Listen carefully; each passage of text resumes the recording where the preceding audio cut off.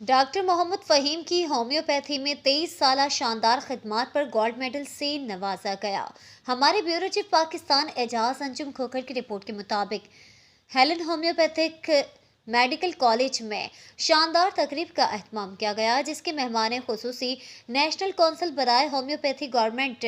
Of Pakistan के सदर doctor Rao Ghulam Murtaza थे। तकरीब में सब मेहमानों का शानदार इस्तकबाल किया गया और होम्योपैथी में 23 साल खिदमात और दुखी इंसानियत के लिए फ्री मेडिकल कैंप का इनेकाद करने, होम्योपैथिक डॉक्टर्स की फलाह बहबूद, तरवीज और तरक्की के लिए अहम किरदार अदा करने पर डॉक्टर मोहम्मद फ़हीम सदर MHDA को गोल्ड मेडल से नवाजा गया, जो डॉक्टर राव गुलाम मुर्तज़ा सदर नेशनल कौंसिल बराए होम्योपैथी गवर्नमेंट ऑफ पाकिस्तान के दस्ते मुबारक से वसूल किया। डॉक्टर मोहम्मद फ़हीम ने सीनियर सहाफ़ी कालिम निगार एजाज अंजुम खोखर से खुसूसी गुफ्तगू करते हुए कहा है कि खिदमत खल्क का ये सिलसिला हमेशा यूं ही जारी रहेगा और हेलन होम्योपैथिक मेडिकल कॉलेज के प्रिंसिपल डॉक्टर मुनीरुद्दीन और इंतजामिया का मशकूर हूँ, जिन्होंने मुझे और मेरे बेटे डॉक्टर मोहम्मद समी फ़हीम को इज्जत से नवाजा और कामयाब एजुकेशनल सेमिनार मुनक्कद करवाने पर MHDA की जानिब से मुबारकबाद पेश करता हूँ। मज़ीद अपडेट्स के लिए देखते रहिए